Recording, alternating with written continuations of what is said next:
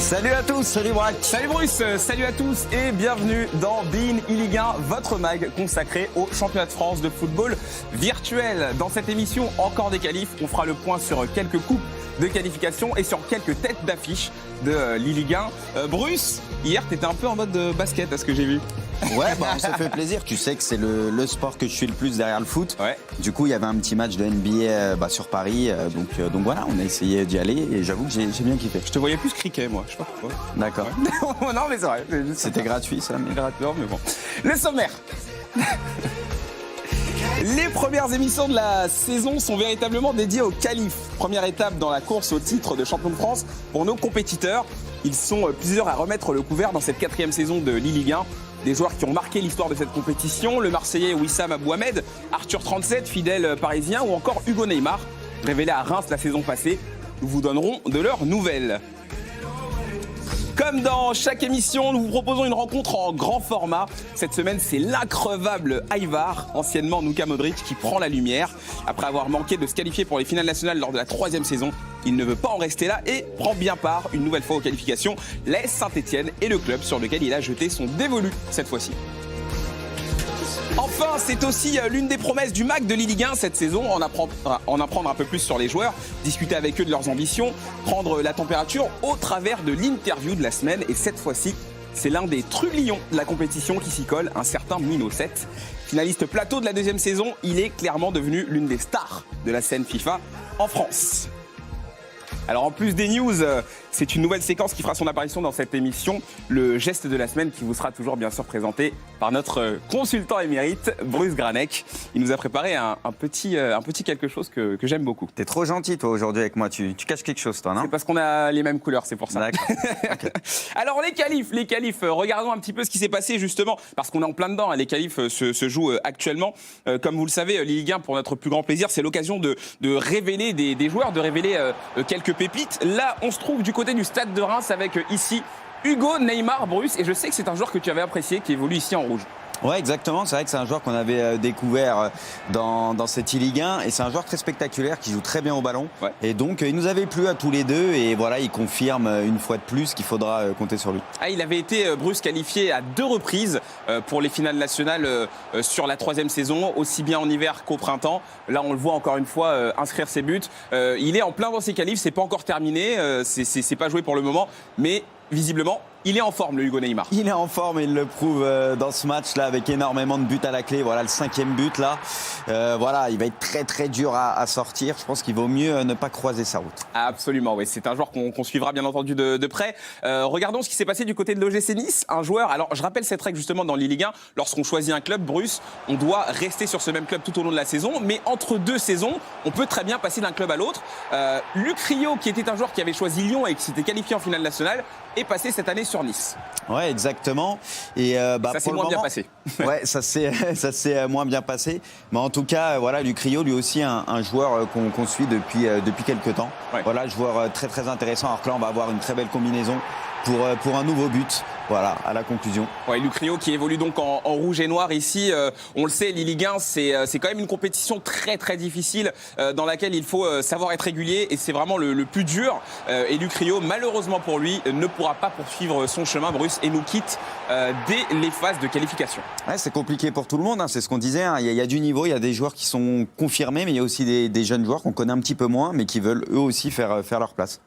Alors, l'un des fidèles de l'OM, je le disais dans le sommaire, est bien présent. Wissam Abouhamed, alias Wiss. Il a une nouvelle fois choisi, bien sûr, Bruce, le club de son cœur. Hein, depuis le début de Ligue 1, il est là. Mais c'est vrai que quand on regarde un petit peu au niveau des archives, Wissam n'a participé qu'à une seule finale nationale. Et pourtant, on sait très bien que c'est un joueur qui a un talent assez fou. Ouais, c'est assez surprenant, comme tu le dis, quand on connaît son Son niveau justement et aussi son expérience, c'est vraiment un très bon joueur. Et ça ne peut pas sortir. Ah ouais, là c'est le Roi Lion, c'est Timon qui a la gorge bouchée. Je te laisse parler 2 secondes, je vais reprendre mes esprits. C'est le basket hier, ça c'est Giannis. Ouais, ça doit être ça. En tout cas, Wissam Abouhamed qui se qualifie, on reprend nos esprits.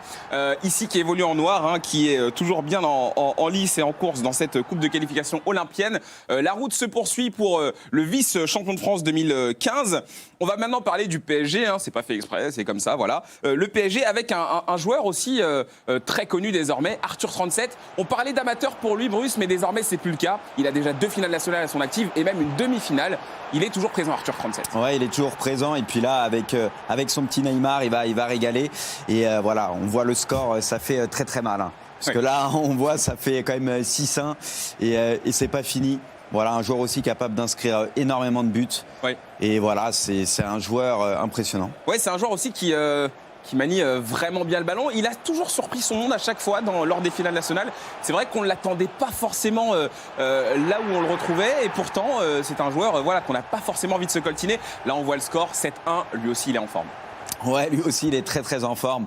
Mais après aussi, on a énormément de niveaux hein, dans ce tournoi, voilà, entre les joueurs confirmés et ceux qui arrivent et qui continuent à progresser chaque saison, ce qui fait que le niveau est vraiment très très relevé. On ne manquera pas de vous donner bien sûr des nouvelles d'autres compétiteurs lors des prochaines émissions. Les coupes clubs arrivent, ça va avancer très très vite. Passons aux news si vous le voulez bien. Alors si vous suivez avec assiduité la compétition sur FIFA, vous n'avez sûrement pas manqué la FUT Champions Cup d'Atlanta qui se jouait le week-end dernier. C'est un petit peu la Ligue des Champions sur FIFA, dans laquelle certains joueurs de Ligue 1 concouraient. On le voit ici à l'image, il y avait Dilo qui a rejoint la Team Vitality très récemment.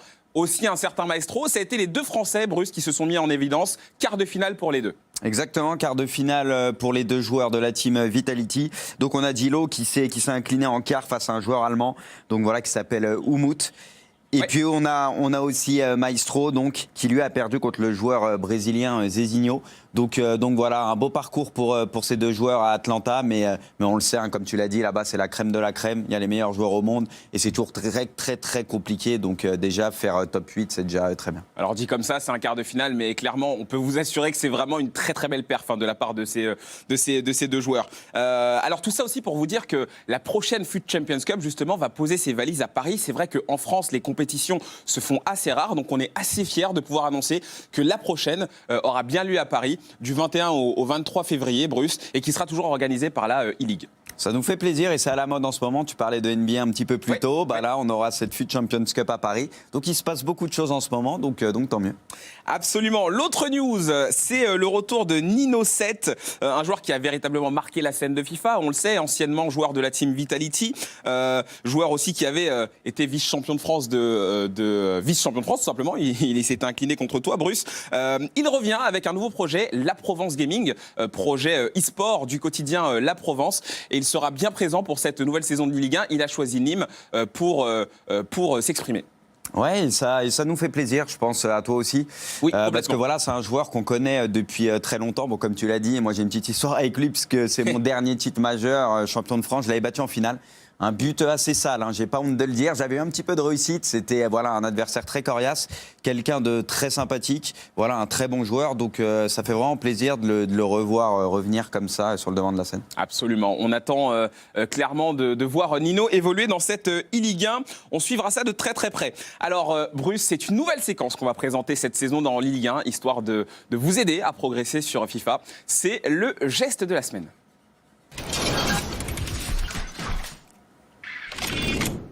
Alors un geste indispensable, Bruce, tout simplement, vraiment indispensable. Un geste que les meilleurs joueurs de Ligue 1 maîtrisent à la perfection. Tu vas nous le présenter dans un instant, mais c'est vrai que pour être très bon, il faut savoir le maîtriser. Ouais, exactement. Et en plus, c'est un geste qui est assez simple à effectuer, on va en parler. Et c'est aussi un geste qui peut être réalisé par quasi tous les joueurs du jeu, hein, puisque même avec un joueur qui a 2 étoiles en geste technique, ça suffit.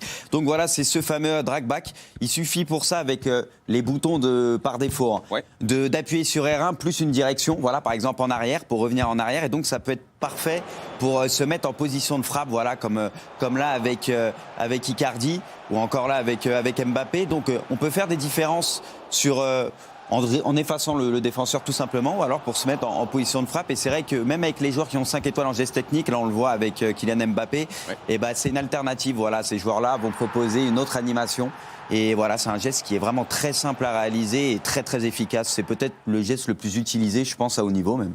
Ouais, c'est vrai que c'est le geste que tu as choisi pour introduire donc ce fameux drag back. Le geste que tu as choisi, c'est un geste à quel niveau de difficulté tu le situerais, toi, le drag back? Vraiment très tranquille. Hein. Vraiment bateau, hein. C'est un des gestes les plus simples à faire et les plus efficaces. Donc on rappelle, avec le bouton R1, plus une direction, voilà, pour reculer. Et après, on peut mettre une deuxième direction pour choisir vers où on veut s'orienter, tout simplement. Il suffit d'aller un petit peu dans l'arène et le travailler. Et franchement, on comprend très très vite ce geste technique. Très bien, Bruce, merci pour ce tuto très très clair. On vous présentera d'autres gestes dans les prochaines émissions. On part en pause et on revient pour l'affiche de la semaine qui opposera Aivar, anciennement Luka Modric, à Superviseur. A tout de suite.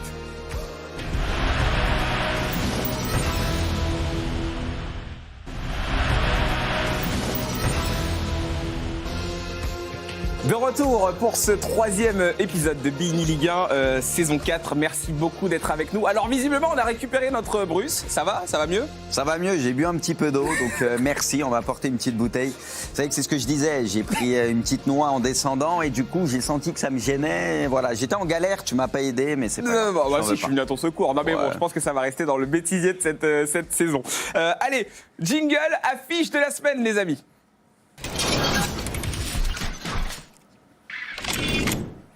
Allez, comme promis, donc on passe à ce match. Hein. On est du côté de Saint-Etienne. Pas encore à Geoffroy Guichard. Hein. Les finales stade ne sont pas encore arrivées. On est toujours en match de qualif. 8e de finale entre Aivar, Dylan Barnes, vous le connaissez bien, et Superviseur. Regardons les compos, Bruce, si tu le veux bien, avec la compo de Superviseur pour commencer. Alors, du côté de Superviseur, on a fait confiance donc à Kipembe et Denayer, un petit Nantais, un Lafond dans les buts. Attal, bien évidemment, sa carte Futmas qui est complètement monstrueuse sur le côté droit. Bernat côté gauche, Cyprien Higuain juste devant la défense. Gelson Martins, très très bon dribbleur, vraiment très agréable à jouer aussi sur FIFA. Sur le côté, avec Simon, un autre Nantais. Et puis Depay en soutien de Ben Yedder. Une belle équipe, mais on n'a pas Mbappé et ni Neymar. C'est vrai, il manquait un peu de moyens. On va regarder la composition maintenant de Nuka. Aivar, hein. Pour les intimes. Et du côté de Nuka, là, on a sorti les meilleurs joueurs, hein, puisque là, pour le coup, on a bien Mbappé et bien Neymar. On a aussi Reina Adelaide au milieu de terrain, aux côtés de Renato Sanchez aussi, assez monstrueux. Aguillard, le Montpellierin, côté droit. Attal, de l'autre côté. Voilà, côté gauche, on sait que c'est un joueur polyvalent. Et puis, charnière parisienne et Ruffier dans les buts. Bon, là, on peut clairement le dire. Il y a sur le papier, en tout cas, une vraie différence au niveau des équipes. À voir si ça va se traduire dans le match qu'on va découvrir sans plus attendre avec donc Dylan Barnes, bien en lice dans ses qualifications, qui évolue en vert. Bruce, ici, c'est lui qui a cet engagement. Et Dylan Barnes, on l'a vu, on l'a rappelé aussi, c'est un joueur qui a déjà participé à plusieurs finales nationales, bien entendu. Un joueur qui est aussi passé par plusieurs clubs. Hein. On l'a vu passer par Nantes, on l'a vu passer par Caen. Et cette saison sur Saint-Etienne, Nuka qui en tout cas... peut-être est en recherche de stabilité, quelque part. Il se cherche un petit peu. Ouais.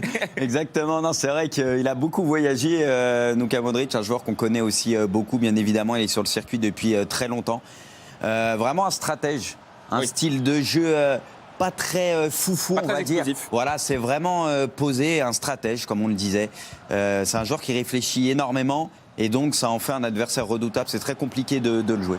Alors on le sait, hein, ça fait des années tout de même, on peut le dire maintenant, qu'il est présent sur la scène. Alors que à la 15e minute de jeu, Bruce, on l'a vu sur ce débordement, Ben Yedder servi. Ben Yedder, encore une fois, un joueur incroyable qui vient d'ailleurs, je me coupe moi-même, mais qui vient d'avoir une carte POTM normalement qui va sortir dans le jeu. Ouais, je crois que c'est sa 15e carte de l'année déjà. C'est vrai que Ben il est Yedder, très réactif sur les réseaux. Il a au moins 4-5 cartes et c'est vrai qu'il est très réactif, il suit ça. Hein. Dès qu'il est performant dans la vraie vie, il réclame sa nouvelle carte. C'est vrai. Et donc ça nous fait plaisir aussi de voir ça, mais vraiment monstrueux aussi dans le jeu. On le disait, peut-être le meilleur buteur de cette Ligue 1. En tout cas, on fera les comptes à la fin aux côtés de Neymar et Mbappé. Et on avait vu à l'origine Mbappé, voilà, c'est lui qui a fait la différence sur le côté. Un net avantage au niveau de l'équipe du côté de Nuka et ça se ressent déjà. Alors oui, voilà, justement, Bruce, je me suis coupé, mais ce que je voulais dire, c'est ça, c'est que Nuka, c'est quand même un joueur qui est là depuis de nombreuses années maintenant. Quand je le disais dans le sommaire, increvable, c'est pas pour rien. Comment on fait pour se remotiver comme ça après année et après toutes les années et revenir encore? C'est très compliqué.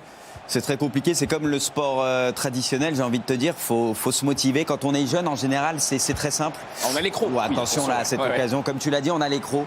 Donc c'est assez simple. Mais c'est vrai qu'avec le temps, quand on est sur le circuit depuis 5, 6, 7 ans. C'est au moins ça. Hein, c'est compliqué parce que mine de rien, c'est usant mentalement. Chaque année, on a un jeu différent. Donc voilà, faut se réhabituer au jeu. Ça demande beaucoup de travail, exactement. Donc c'est vraiment pas évident, mais bon, s'il est encore là aujourd'hui, c'est qu'il prend du plaisir, il a encore la motivation, le côté compétiteur de Nouka, on le connaît aussi, mais c'est vrai que c'est pas évident, sur la durée ça peut user, ouais.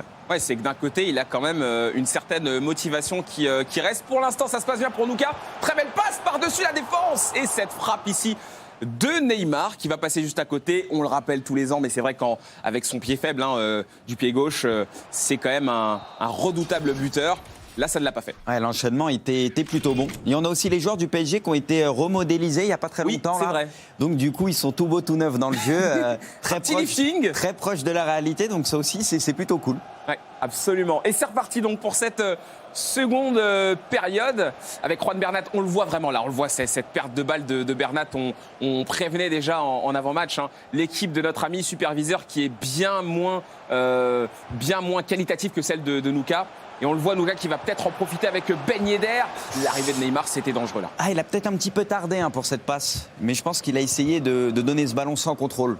Mais voilà, parfois, avec le petit décalage, on n'arrive pas à faire la passe dans le bon timing. C'est ce qui s'est passé.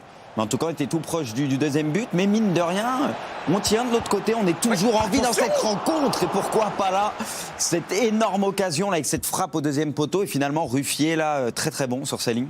Ça s'est joué avec les deux joueurs que tu as ciblés, que tu aimes bien. Gelson Martins et Moises Simon, qui sont vraiment des joueurs qu'on va retrouver très souvent dans les très techniques, très agiles. Ouais, vraiment, c'est costaud. Voilà, quand on n'a pas assez de crédit, par exemple, pour se faire plaisir avec Neymar et Mbappé, ça peut être intéressant. Ce serait intéressant d'avoir justement et là le but, et c'est le doublé pour Wissam Ben Yedder. Encore une fois, véritablement toujours bien placé, c'est assez impressionnant. Toujours bien placé, une finition qui va au-delà des 90, 5 étoiles en mauvais pied, joueur très agile, voilà, on sait qu'il vient du futsal et ça se ressent vraiment dans le jeu. Donc c'est très très compliqué de défendre sur lui. Puis quand en plus autour tu as Neymar et Mbappé pour faire les différences, forcément. Ouais, vraiment, c'est pour l'instant un Nouka qui gère son match, un Nouka qui ne donne pas l'impression, Bruce, pour l'instant, de forcer son talent. On fait le job parce qu'il faut le faire. Et ce but va être refusé, très logiquement. Ouais. Mais c'est vrai que pour l'instant, on a l'impression qu'il ne force pas complètement son talent, Nouka. Non, mais mine de rien, on a aussi son adversaire, un superviseur, qui fait son match aussi, qui lui pose quelques problèmes parce que Nouka, même si, oui, il force peut-être pas son talent, mais s'il peut mettre 4-5 buts, il va pas s'en priver. Ouais, c'est vrai. Il va pas s'en priver. Donc voilà, on a quand même un adversaire qui lui a posé des difficultés, là, qui a pris le gardien Manuel notamment là pour faire cet arrêt avec Lafont. Donc voilà, un match peut-être pas si simple pour Nouka, même si on le voit bien, c'est lui qui domine. Absolument. Attention ici, 89e minute de jeu, le ballon qui circulait, qui roulait vers Kylian Mbappé, qui ne sera finalement pas servi. Et là, peut-être une opportunité pour superviseur. C'est vrai que là, quand on regarde le chrono, ça va être compliqué d'inverser la tendance. Et ici, Nouka qui se défend super bien. Les ailes sont bloquées. Nouka qui va donc très certainement avancer dans cette coupe de qualification stéphanoise. Peut-être même un dernier but ici avec Jeffrey Adelaide. La passe pour Neymar qui est bien ceinturée par Presnel Kimpembe. Qualification de Nouka. Ouais, la logique est plutôt respectée. Quand on voit le niveau de Nouka, c'est sûr que c'est compliqué de le battre. En plus, il avait une équipe plus forte, en tout cas, sur le papier. Alors oui, comme je vous le disais, la compétition avance en temps réel. Au moment où on enregistre cette émission, les qualifs sont en cours. Et on peut déjà vous annoncer que Nouka a passé son prochain tour et qu'il se retrouve donc en demi-finale. Et si jamais il remporte cette demi-finale, il sera qualifié donc pour les Coupes Club, Bruce. Rien que ça. Mais ça m'étonne pas. Le connaissant un petit peu, voilà, c'est toujours, on le disait, un joueur redoutable. Donc on va voir s'il arrive à aller encore un peu plus loin. Mais on s'en fait pas trop pour lui. Allez, c'est l'heure de l'interview de la semaine.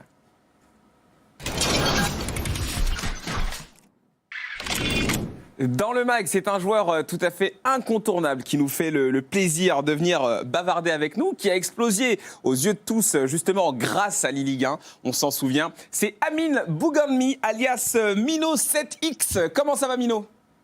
Ça va et toi? Ah bah ça va très très bien, on est vraiment ravis de t'avoir avec nous, tu es quand même l'une des figures de cette compétition. Mino justement, est-ce que tu peux nous rappeler un peu ton parcours en e-Ligue 1?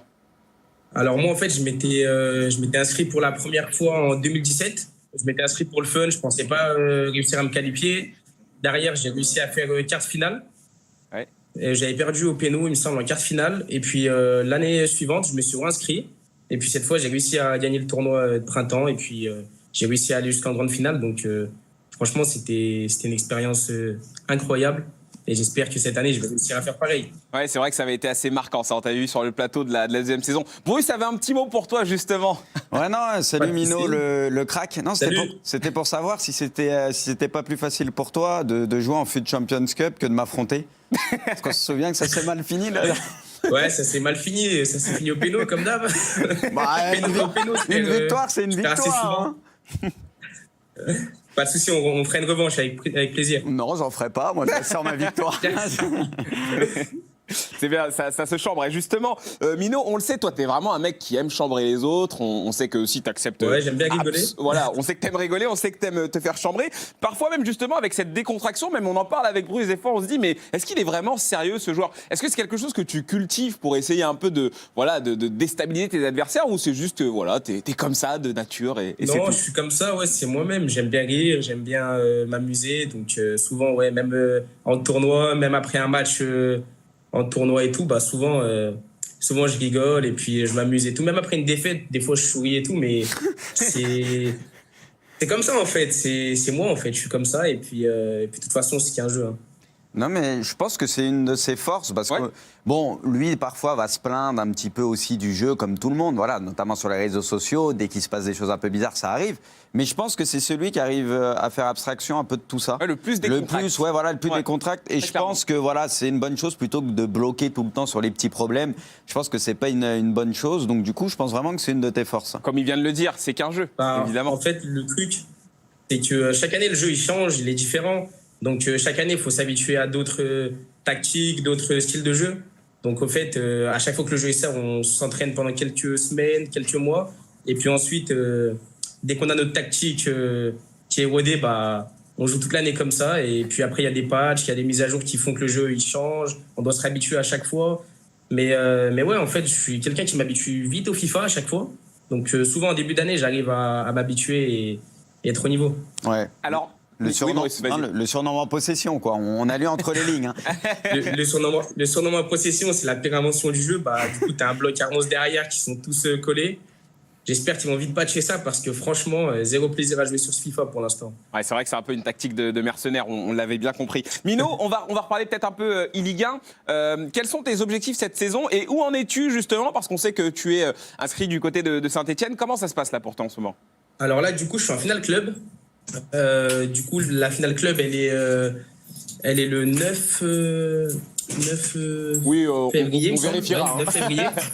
9 février, du coup, en e-Ligue 1, bah, j'espère que je vais réussir à faire une finale, encore une fois, pourquoi pas. Mais sinon, clairement, mon objectif en e-Ligue 1, c'est d'aller le plus loin possible. Très clairement, c'est normal. En tout cas, on te félicite aussi pour ta sélection en e-foot de France. Mino, bravo. Merci, encore une fois. Gentil. T'es là et bonne chance à toi pour toutes les compétitions. Merci à toi vraiment d'avoir été avec nous. Merci. On te libère. Merci à vous les gars. Merci. D'ailleurs, on rappelle qu'il est actuellement en train de jouer Merci Mino, qu'il est en train de jouer une FUT Champions Cup. Hein, donc vraiment, on l'a pris un peu dans le feu là. Et qu'il a gagné ses matchs aussi. C'est pour ça qu'il a le sourire et qu'il est avec nous, je pense. Absolument. Allez, on se découvre justement avant de se quitter le tableau des qualifications pour citer quelques noms que l'on retrouvera peut-être avec nous, Bruce, dans cette 4e saison de Laurent Gilly, Ligue 1, pardon, voilà, le nom a changé. Alors, du côté de Brest, Tib et NJT Payne qui se qualifient.